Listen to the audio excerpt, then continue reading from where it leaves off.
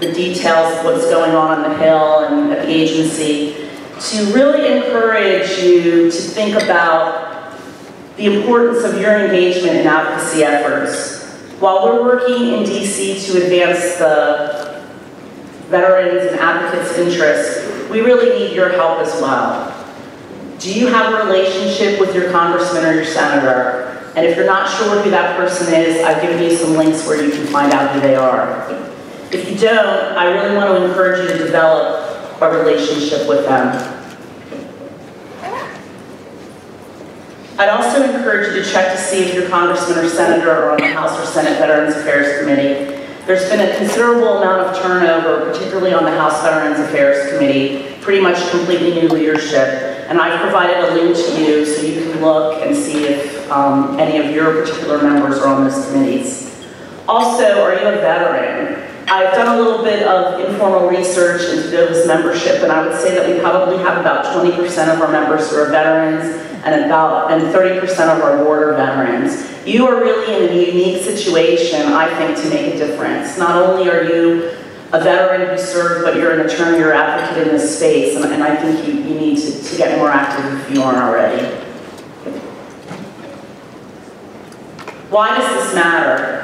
I provided the materials, a recent ABA publication called All Politics is Local, and there's some pretty interesting statistics. It's a long, long piece that they did, but there's some great information in there that I've tried to distill out here for our purposes today. That publication references a couple of studies that show the importance of contact from constituents who represent other constituents. In other words, if you're an attorney living in a district helping veterans who also live in that same district, your opinion is very valuable. I realize that many of you practice across state and district lines, but please consider how you can build a relationship if you haven't already. Another reason your input is valuable is because, let's face it, there's always people out there who are talking smack about private attorneys. It's really been fascinating for me since I've been on this job to really listen to a lot of the misinformation, in fact, ignorance about how attorneys in this space practice. I was at a meeting a couple of weeks ago with attorneys, many of whom don't practice veterans law, and it was very clear to me that many of them do not understand how attorneys who work in this space for fees get paid. As we all know, a veteran does not walk into your office and write you a check. You work for years before you get paid, and when you don't win, you don't get paid. As I explained to someone, if an attorney in this space takes the case and they don't win, they just did it pro bono. By developing a relationship, you have a chance to educate members and their staff about how this practice area works. And remember, a lot of the staff and members are, very young. I have met with plenty of people who are about the age of my oldest children, and they're not necessarily up to speed with what's going on with attorneys. While it's certainly nice to be able to meet with a member of Congress, it's certainly not a requirement. Meeting with someone who has knowledge of the subject matter is critical, and you don't need to be in Washington, D.C. to do this. All members have district offices, and some of them have multiple district offices. They have staff in these offices that are more focused on constituent issues than staff in D.C.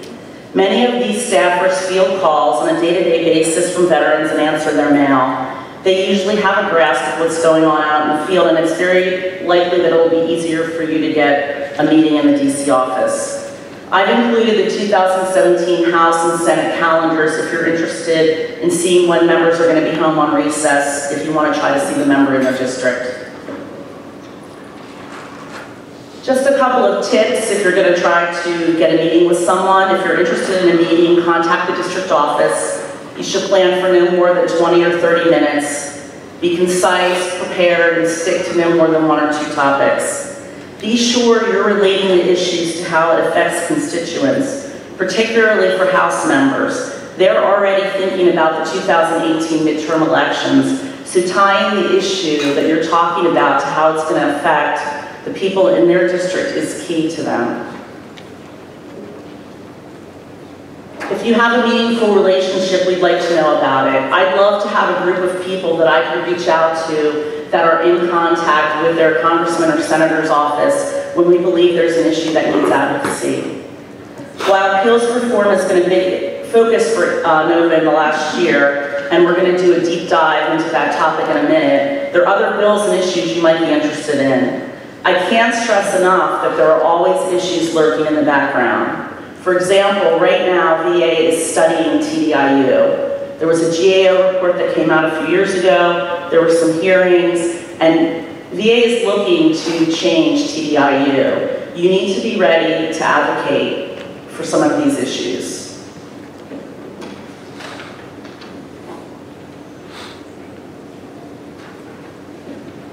Okay, so the biggest legislative issue for NOVA continues to be appeals reform. First, I'm going to recap how the last session ended, and then I'm going to try to get everybody up to speed on where things are at this point, and they're changing on a daily basis. As you know, NOVA participated in a summit organized by VA, and I want to clarify one misconception that's out there about the meeting and what actually happened in the course of this bill being developed.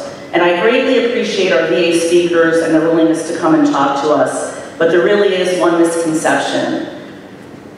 It's been stated that that group got together and gathered to create a bill. And while there was an effort to devise a new system, this was not something that was made out of whole cloth by the people sitting around that table. VA had a structure when they came into the meeting. The various organizations sat down and discussed that structure with VA during the course of a 3-day summit and several other meetings, and suggested some details and made some changes. So what are the main features of the framework? There was much discussion about the need for better notice. The fact is that a lot of veterans appeal because they don't really understand why they were denied in the first place. One feature of this proposed reform is statutorily mandated notice provisions. Of course, as we all know, this is something that's always been in VA's power to do. And it's been the subject of different meetings and reiterations over the course of many years with the notice letters. This was not in their original proposal, but it was something that was added in based on the stakeholder discussions. So I want to address for a minute what that notice would look like. The notice would include identification of the issues adjudicated, the summary of the evidence considered, the summary of the applicable laws and regulations, identification of favorable findings. Those findings would be binding in subsequent adjudications within VA unless there's clear and convincing evidence to the contrary to rebut those findings. And frankly, this was something that NOVA really pressed for. And one of the reasons is, I think, would actually be a great thing for VA as well. If you go in and get a rating decision and you have 2 of your 3 elements that have already been decided, there's no reason in subsequent adjudications that the VA should have to go into a big long pages worth of why those 2 issues have already been decided. At the end of the day, it should just be, you have the condition, you have a current condition, maybe it's just the nexus that's missing. So in future decisions, VA should just be able to say, boom, you hit 1 and 2, and now we're really only going to need to talk about 3 in this decision. There's going to be an identification of the elements that weren't satisfied that led to the denial, and an explanation of how to obtain or access evidence used in the decision, and finally, identification of criteria that's needed to grant either service connection or the next level of a rating. And both James and Dave yesterday sort of described what sort of the main aspect of this process is going to be. So at the time that you get a rating decision, the veteran would have 3 choices. They could choose within a year to go to seek a higher level of review. They could go back and say, okay, I understand now based on the notice letter what I'm missing, and I'm going to go get that evidence, and I'm going to go back to VA, and they're going to give me a new rating decision. Or I can say, no, I want to go straight to the board, I'm going to file my NOD. When you file your NOD in this system, you are going straight to the board. There's not going to be a statement of the case, there's not going to be a Form 9, there's not going to be a supplemental statement in the case. And frankly, I think from NOVA's perspective, we see that as one of the best features of the system, because we've been testifying for a long time that there's a lot of steps in the system that really aren't a value add for veterans. At any time in this process when you get a decision, you have another year to go back into any of these 3 lanes, and you will be preserving the original effective date of the first claim that you filed. And this was something that VA felt would be very advantageous to veterans, because their view is veterans stay in the system hanging on because they want to preserve that effective date. Now, as we know, you've always had the right under 38 CFR 3.156B in that year's time to go in with new evidence. So this, I see it as this is sort of going to essentially codify that provision. The next biggest thing about it is that year also applies to when you get a board denial. So if you do choose to go to the board and you get denied, you will have a year period in which you can go back and try to get the evidence that you were missing and go back to the VA after the denial, and your effective date would still be preserved. So that is really one of the biggest gets for veterans in this new proposal. You can still request a hearing at the board, and I also want to mention that you will also be able to request a hearing at the VA level, at the regional office level. There was a lot of discussion at the summit and the meetings afterwards about the ability to file evidence at the board. And I'm going to say that VA really is not enthusiastic about people submitting new evidence at the board. VA really wants people to use the regional office and those 3 lanes for the place to add your evidence. There is going to be a provision that would allow you, at the time you file the NOD or with 90 days thereafter, to submit new evidence, but you're going to be forced to go in the hearing lane with that evidence. And I think, as we all know right now with the hearing backlog, that's going to add time to the system. VA is basing its analysis on VBA being able to issue decisions within 125 days. They're looking at a year timeline if you're going in the non-hearing lane at the board, and then probably estimating about 3 years if you choose to go into the hearing lane. So this system is designed on VA being able to stick to these timelines that they've put out. One thing I also want to make sure you're aware of is that there is a change to 5904. And to VA's credit, this was something that they supported in the bill and had in the language originally. You will no longer have to wait to file your notice of disagreement to enter into an attorney fee agreement with your client. What will happen is when you get that first initial rating decision from VA, you will be able to enter into a fee agreement at that time, so you can choose to go back into one of the other 2 lanes and not be forced to file an NOD at the board. You'll be able to enter into your fee agreement and choose to go for the higher level lane or back into the middle lane. Again, as I said, you'll have a year after any of these decisions to go back with new and relevant evidence and preserve your original effective date. Really, what's going to be happening in this new system, whenever or if and when it goes through, is that VBA is really going to be looking at what happened at the agency level, at what happened at the original decision.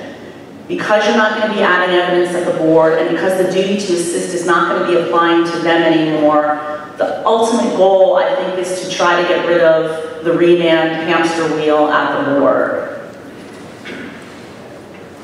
One of the issues that we had concerns about is there's no effective date relief if you go to the CAVC. So once you choose to go to court under the version that was out last year and you lose, you know, that's the end of the line. And NOVA's had a lot of concerns about that because we feel that this could have a negative impact on the veterans' right of judicial review. A couple of other concerns that we had was that the new and relevant standard is a different standard than new and material. There was a lot of discussion about this at the summit meetings. The stakeholders thought that the standard should just be new to save VA the need to sort of do the 2-step analysis. Is it new? Is it material? If you go to the board and they say it's new, they don't usually make the determination if it's material, they remand it back. But VA went with the language relevant They state that it will be a lower standard. I think we have some concerns that if you look at the legal definition of relevant, which is does it tend to prove or disprove a matter, that in fact it could be a higher standard. But at this point, the language still is new and relevant. Another concern we had was that the NOD language was really no longer the NOD language that's now in the statute, but was actually the higher standard that you would need in a Form 9. And we've had a lot of discussions with them about that, because obviously a lot of times when the client comes to you or when the veteran is filing on his own, he's not necessarily going to be able to specify the allegations of fact or law that you would need to do on a Form 9. So this has also been an issue of concern for NOVA.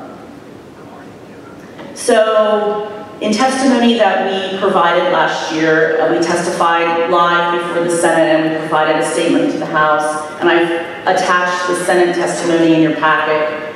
You know, we said that we saw definitely some favorable features of this legislation, but that we couldn't fully support it because of just some of the things I outlined to you here a minute ago.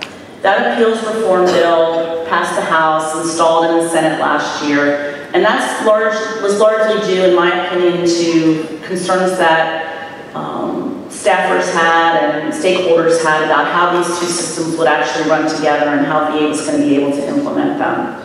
There also in the Senate, this provision was wrapped up with accountability procedures and provisions, and I know a lot of you have read a lot about that in the newspaper, and it never got past the Senate. So what's happening now? Oh, and I just want to step back for a second. You know, generally speaking, the VSOs support the legislation, with the exception of Vietnam Veterans of America, which also has ongoing concerns about the effect of this on judicial review and their concerns about a general lack of precedent in the system. And VLSP has also expressed concerns about judicial review as well as concerns about implementation and fairness.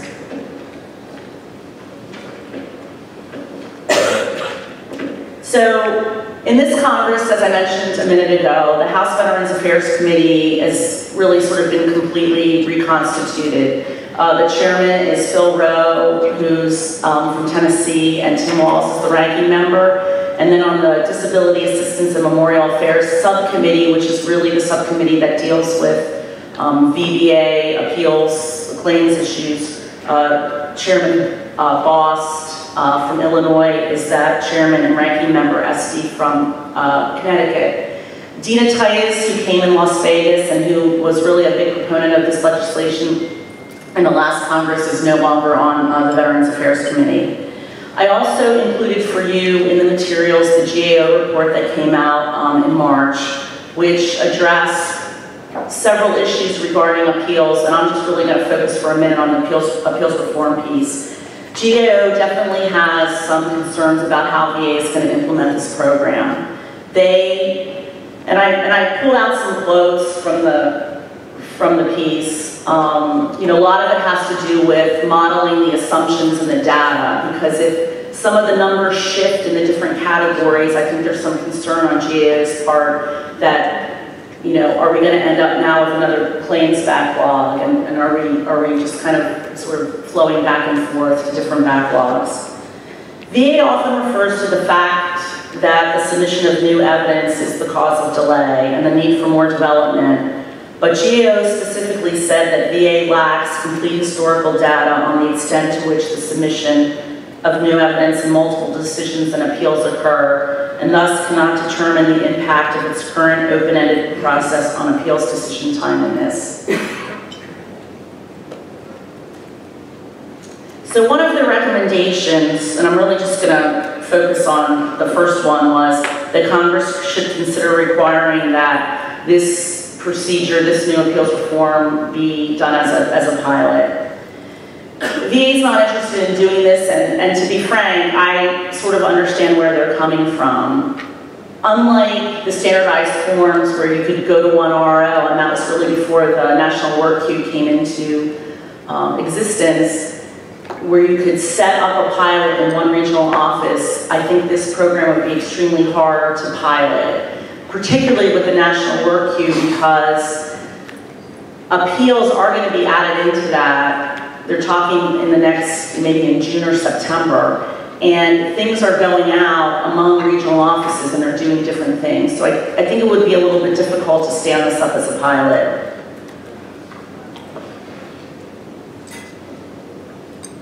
So late in March, the DAMA subcommittee had a roundtable that NOVA was invited to, along with GAO, VA, NVLSP, the Big Six, VSOs, and a few other organizations. And the purpose of the roundtable was to consider GAO findings and discuss continuing concerns really with the implementation of this plan. The chairman and the ranking member encouraged VA to consider going ahead and starting to provide the improved notice letters now. There was also, again, a lot of discussion about, okay, how are these two systems really going to operate together? They're going to stand up a new system, veterans are going to get into it, are they going to be getting their decisions faster than the people who've been waiting for a long time? I think another area of concern that really hasn't been fully fleshed out is that the board has, last I looked, probably about 60,000 pending hearing requests, which they do somewhere around 11,000, 12,000 hearings a year, which, if you do the math, ends up in a pretty large backlog. So how is that going to get resolved before we really start up this new system? In an effort to address some of the concerns about implementation, there was a lot of discussion about off-ramping and opting in. There was initial discussion about a mandatory off-ramp after a BVA remand that NOVA and other organizations definitely opposed. I mean, our position always was that you need to give veterans a voluntary choice, that they can sit down with their advocate and decide whether they want to opt into a new program. So essentially, there were two ways that VA was looking at this. A year before the appeals reform process would become effective. And just so you know, VA is looking at an 18-month implementation. So, you know, when the bill's signed, 18 months after that is when the bill would become effective. But VA wanted to give a window that leading up to that, a veteran could wait and decide if they want to hold off and go into the new system.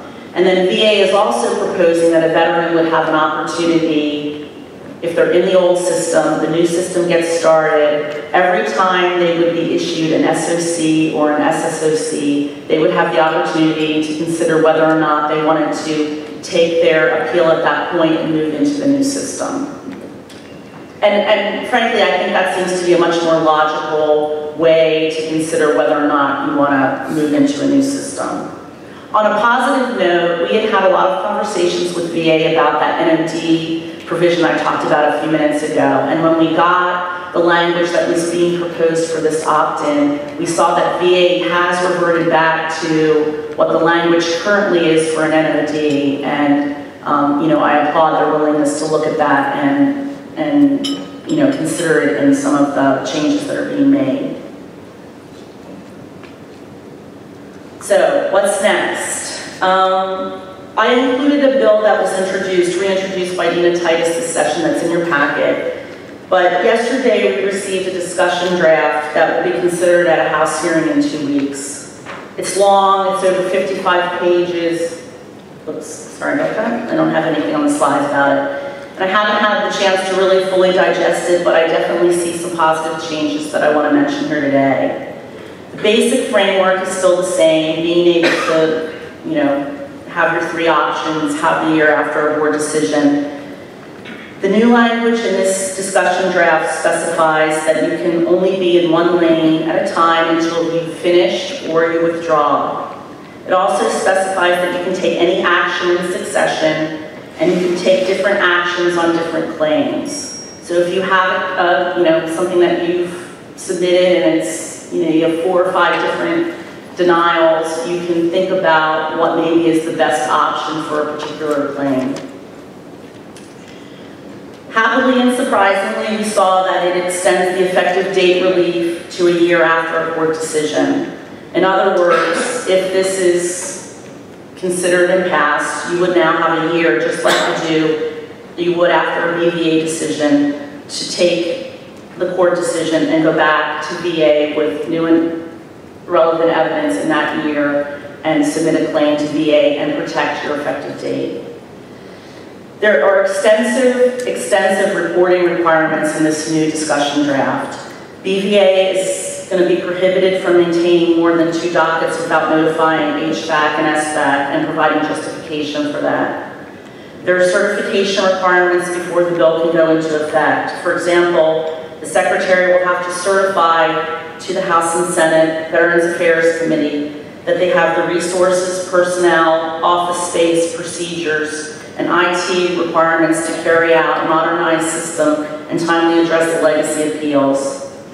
There are an additional 7 pages of extensive reporting requirements, which include identification of the timeline for training and retraining of VA employees on the new process, and semi-annual reports for a 6-year period. Interestingly, the draft bill also gives VA the authority to provide a fully developed appeals program.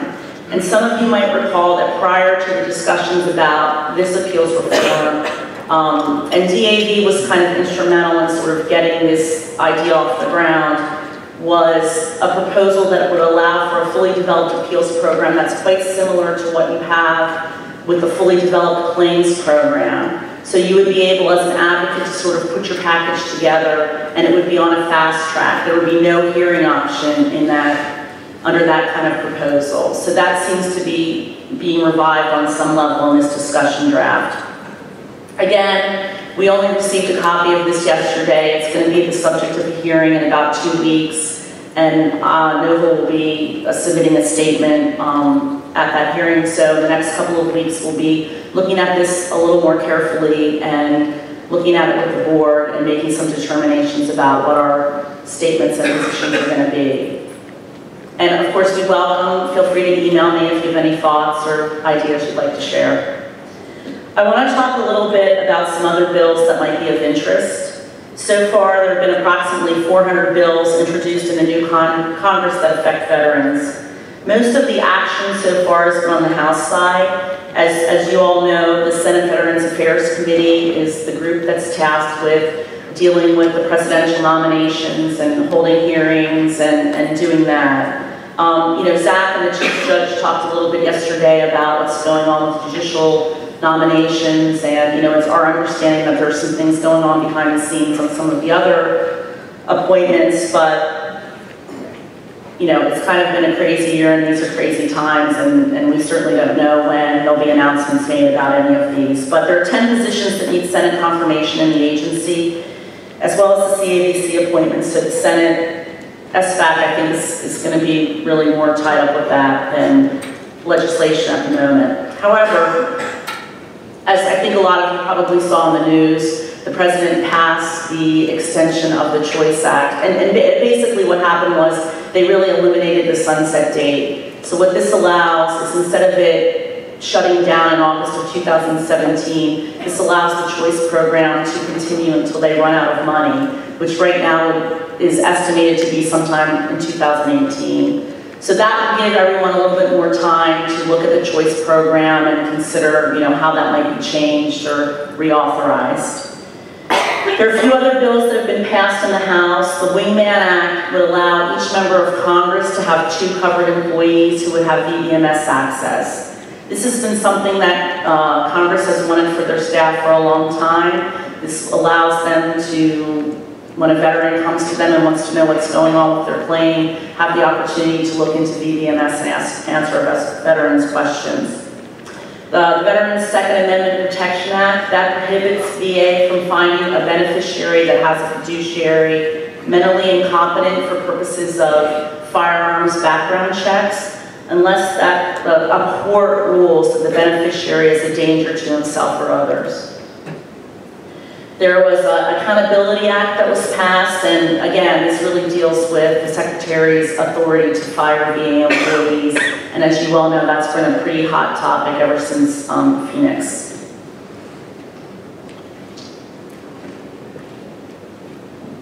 There are a couple of other bills of interest that were subject to some recent hearings. There's the Protect Veterans from Financial Fraud Act, which would allow for repayment of beneficiaries in certain instances when a fiduciary misspends or abuses their power. It also would allow for an appeal of a decision to appoint a fiduciary.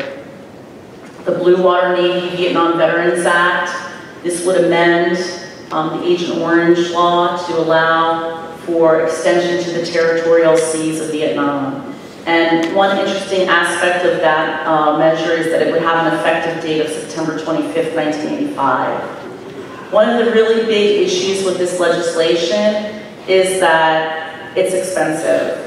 And you can't, there's the pay-go procedure. So if you want to stand up something like this, Congress needs to figure out what they're going to offset to pay for it. So there was a hearing a couple of weeks ago, and some of you might know John Wells, who's very active in this area, and that was a large part of the conversation about how would this be paid for. And of course, VA, doesn't think that those people were exposed to Agent Orange, but that's another story.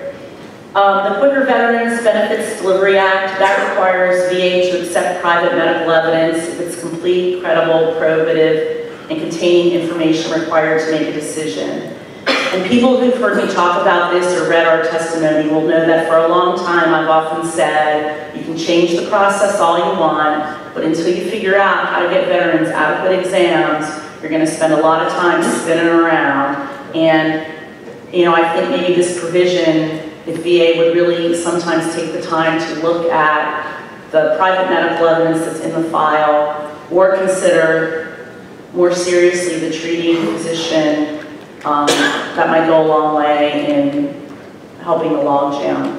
Did you want to ask a question? Yes, ma'am. Is this on? Yeah. I'd like to make a point on the Blue Water proposed legislation. I reviewed that and I couldn't find out how territorial sea was defined. Under the 1958 Geneva Convention on the Law of the Territorial Law of the Sea, Territorial Sea, and Contiguous Zone Convention, territorial seas are defined at the time as being 3 miles. Currently the practice is 12 miles, but the United States is not a party to the 1980 Convention on the Law of the Sea. So if the territorial sea is defined at 3 miles, that's going to leave a lot of people out. And as legislation itself doesn't define it, I think that's a problem that probably should be addressed. Okay, thank you. You probably, sounds like you know as much, if not more than I do about it, certainly, but I'll look into that and can provide you with some of the information from John Wells, and maybe you could have a conversation with him about it, because he really is sort of the guy who's charging ahead with this. So I'd be happy to follow up with you. Thank you, ma'am. Sure.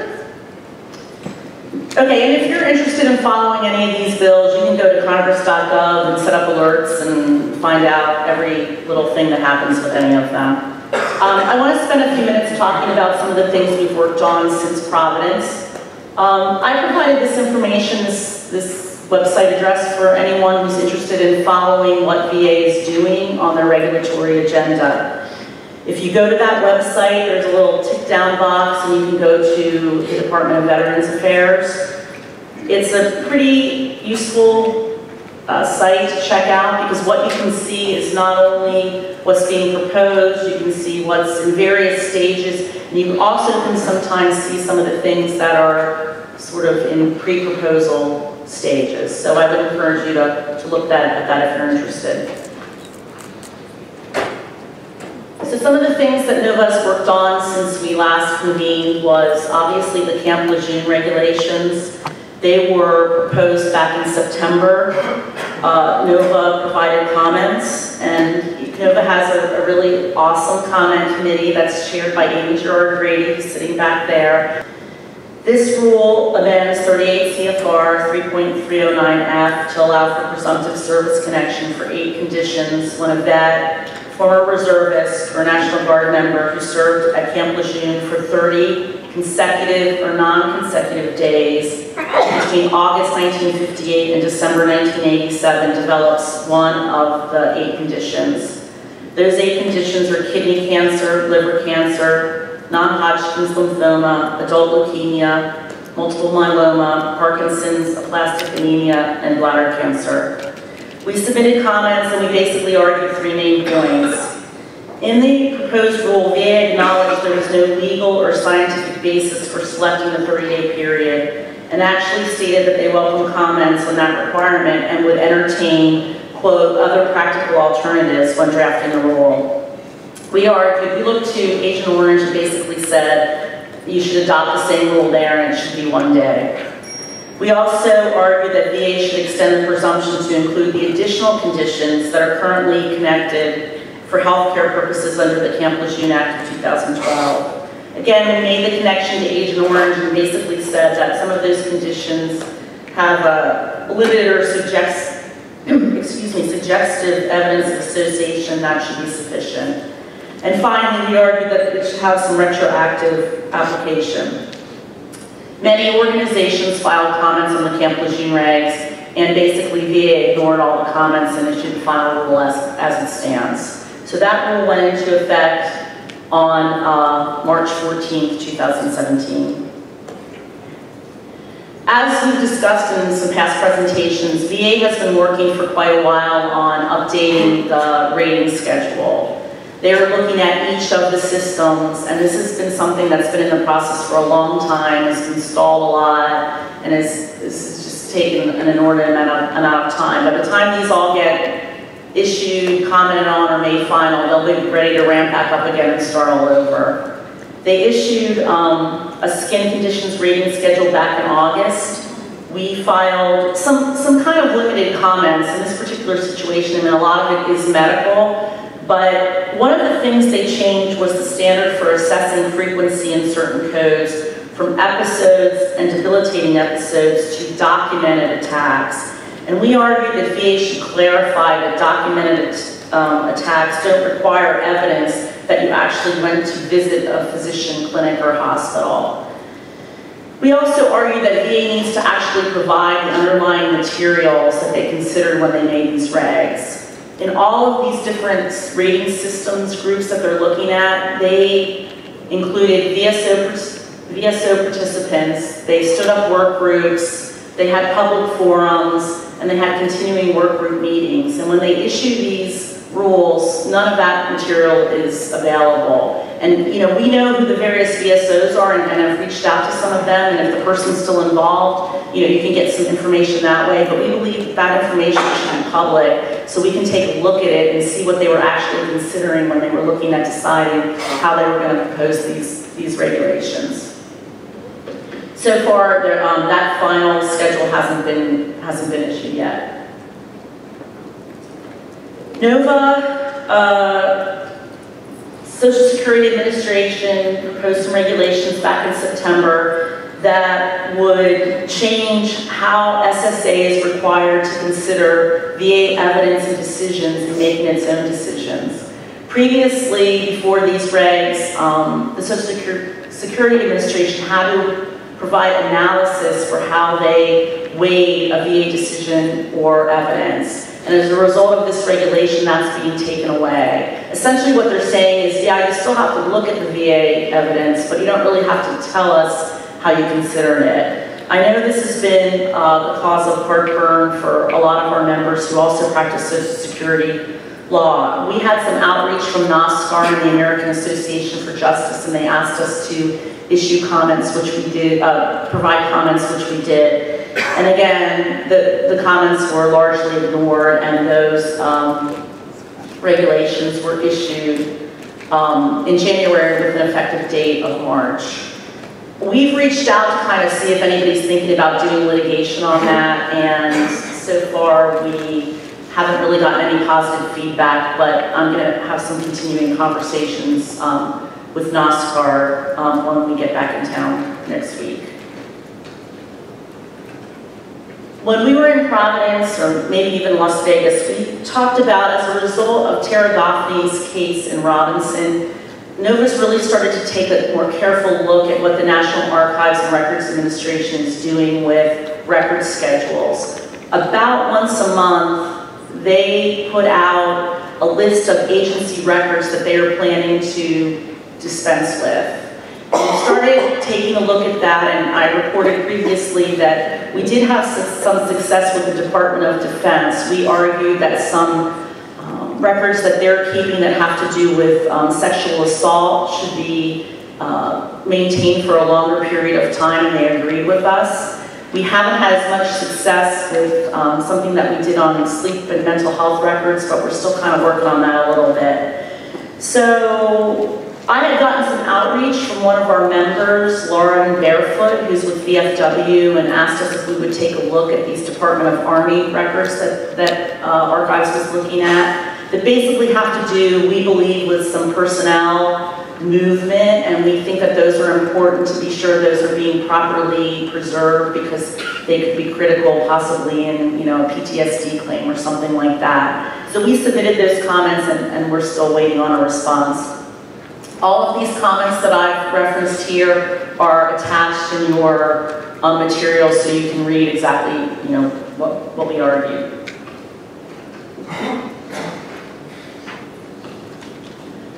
So finally, I'm going to talk a little bit about outreach efforts. And, you know, I haven't provided a lot of super descriptive information because, frankly, this is something that's kind of changing on a daily basis. I mean, right now, this really is a transition time in Washington. You know, we're still waiting to see who's going to be coming into a lot of these positions, but we're really in touch with various people at the VA almost on a daily basis.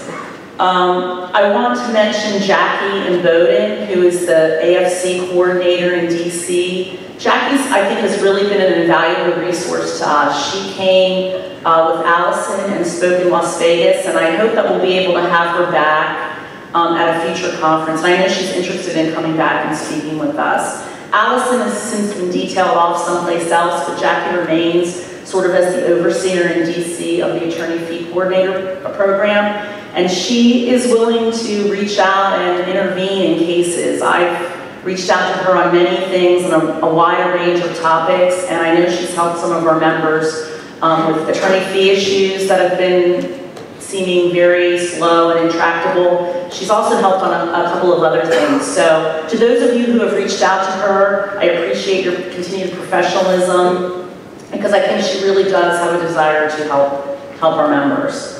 We've had, you know, if you go to Glenda's session later today on VBMS, we've had extensive meetings with some of the people at VBMS to talk about electronic access.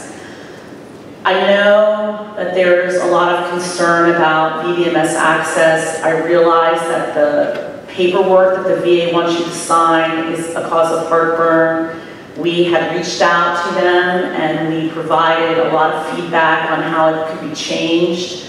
There's litigation going on at this time over that process. So when litigation happens, VA is usually not really willing to talk too much about it. But I hope at some point that those issues can be resolved so that people who have concerns about signing up for VBMS will be able to do that.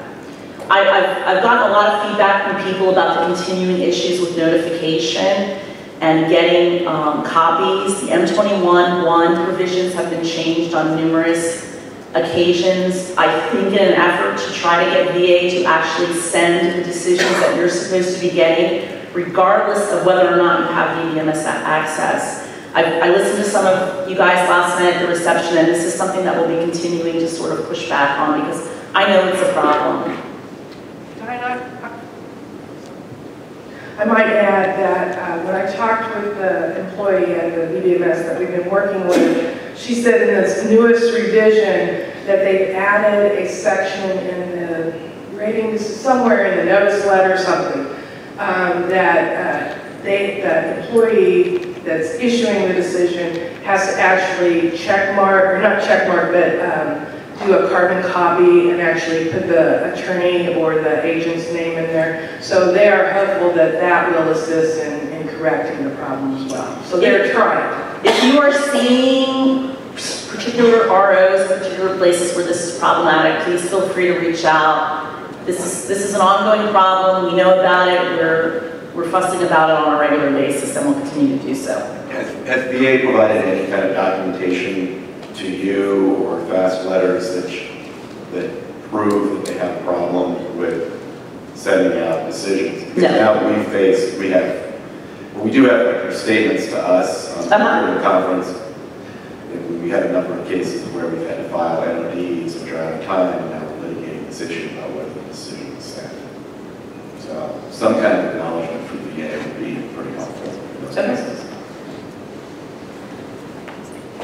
NOVA, we're on a regular basis, we're going to the VSO quarterly forums, the Advisory Committee on Disability Compensation, and that's kind of an interesting group because they get a lot of updates from VA, and that's where I've really learned a lot about what's going on behind the scenes in the TDIU area. So, we'll continue to provide updates on this information in the forum and are continuing to track this on a regular basis. One other sort of program going on out there that I think the membership I want you to be aware of. This is something that Mike Fraterna sat in on when he was NOVA's president, and I've continued to follow this issue, is what the ABA is doing through its Military and Veterans Legal Services Network on a pro bono project.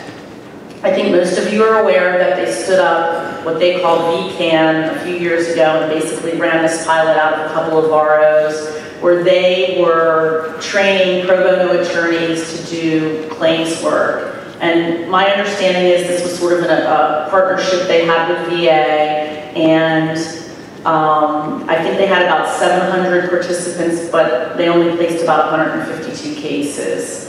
So a couple of years ago, they started looking at how they could expand pro bono services to veterans. I've been going to these meetings and I'm serving as a pilot advisor. NVLSP and Patty Roberts from William & Mary is also involved in this project.